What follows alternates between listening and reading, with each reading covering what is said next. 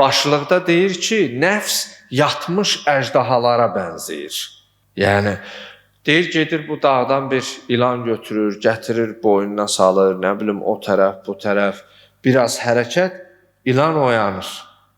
Böyük bir ilan, yatmış ilan key halda bir gücü də olmaz, vurmaz da, çalmaz da.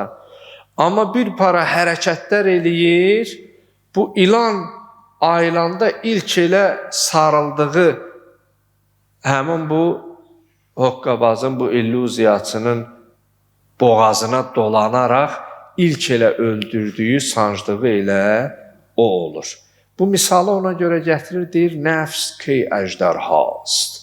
Nəfs həmin o yatmış əjdahalara, ilanlara, əgər onu oyadarsansa, ilk elə çaldığı, zərbə yetirdiyi, ziyan vurduğu sən özün olacaqsan.